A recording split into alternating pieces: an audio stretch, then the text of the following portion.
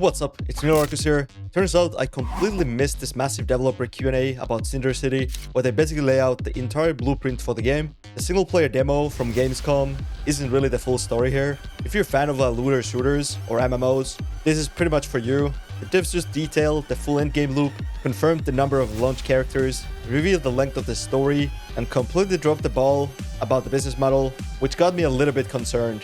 Today, I'm going through all of it, going through the whole Q&A, so you know exactly what to expect. Let's get into the details. First things first, let's address the biggest misconception. Devs admitted the solo demo was slightly misleading. This is not a small co-op shooter. They're building a large-scale MMO shooter set in massive 7x7 kilometer open world design for hundreds of players as once. But what do you do in a world that big? They laid out two-pillar endgame plan. This first is exactly what you hope for, a massive open world boss fight. We're talking about tens of players swarming those giant mechs we saw in the trailer. The second pillar is instance dungeons. These are more focused, match-made activities for smaller groups in locations like underground subways, perfect for farming specific gear. I would imagine these are similar to like strikes in Destiny 2, where you kinda queue up and you just go do a small little dungeon for gear. Then they talked a little bit about their philosophy.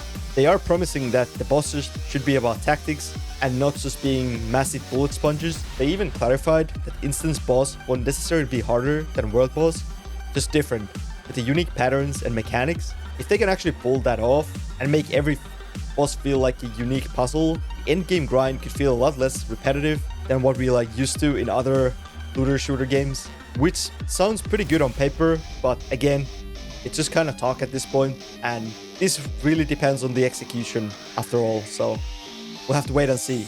Okay, this next part is for all the people who love theory crafting builds. The devs were asked if the game would have the traditional MMO trinity of tank, healer, and DPS. Their answer was hard no. Instead of this rigid class system, your role is defined by your build. And they gave us some components for that build. They confirmed there will be a skill trees for specialization.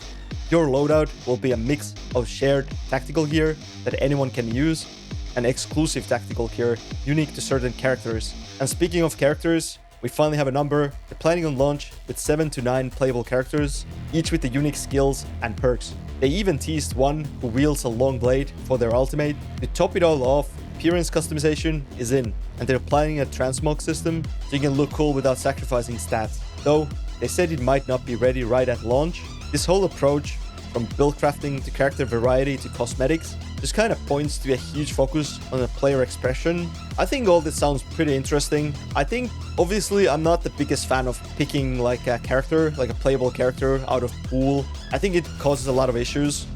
We have a few examples of that. We have the Warframe, where you're basically just grinding for different frames. And then now we have the new, somewhat new game called First Descendant, where you're basically just playing the characters. I guess it depends how you're unlocking these characters. There's just so much potential to be annoying with the character unlocks. So this is something we just kind of have to wait and see, I guess, how they plan on doing it. So we have the world, we have our character, but what about the actual content? Well, the main story, what they call the Golden Path, will take about 10 to 15 hours to complete, which is pretty standard for campaign in a live service game.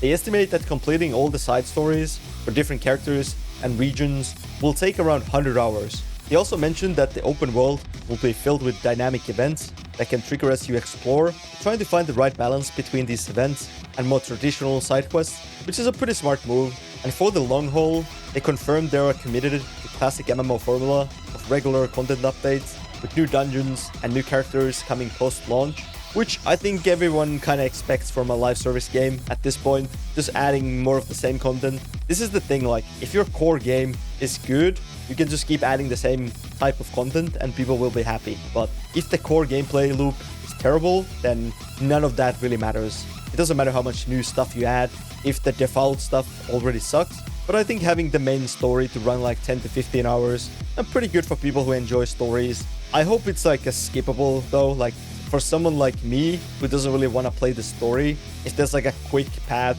to go through it, so I'm not forced to kind of do it, but we'll see. So when we can actually play this thing, the devs are planning an open beta sometime between early and mid 2026. So we're still ways out, because they said that their goal is to do simultaneous global launch. Obviously it's not set in stone, so to be fair, when it comes to NCSoft, I've heard that so many times. and it hasn't happened even once yet, so I don't really trust their word about it. But yeah, all this pretty much leads to the biggest unknown, the one thing that could define the game's future, the business model. The interviewer asked if Cinder City will be free-to-play or premium or buy-to-play game, and the developers pretty much give you the cop answer of it's still under discussion, they don't know, even though I'm pretty sure they already know. Obviously, I'm hoping it's a kind of a buy-to-play, maybe like around 20 to 30 euros or dollars. Around that price range would be good, and then we'd only like cosmetic microtransactions. But then on the other hand, I think it would be kind of nuts if they didn't go with the free-to-play model with this type of game.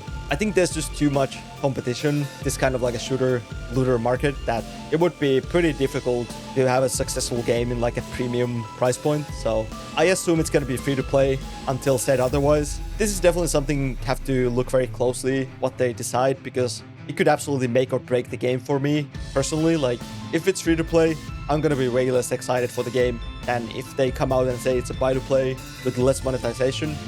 So after all that, what's kind of the verdict of this Q&A? I think this makes Cinder City go from kind of like a cool concept into some kind of like a fully fledged vision. The developers seem to have like a pretty clear plan what they want to do with this game, to create like a massive content-rich MMO shooter with the deep character building and modern approach to combat. They are definitely saying all the right things about the post-launch support, player choice, and endgame design. But then again, words are kind of easy to come by, and they are pretty cheap until you actually show us something concrete, which I don't think was enough yet. So I think the two main big questions right now, can they actually execute on this pretty ambitious like design of the game, being kind of an open world MMO shooter? That's the first one. And then the second one is going to be the business model. Like, what are they going to do with that? I think once we get our hands on the game, we will get our answer to the first one. The second one, we have to kind of wait for the release, I think. Yeah, that's pretty much my full breakdown of this Q&A. I would love to hear from you guys with all these kind of new details. Are you more or less excited for Cinder City?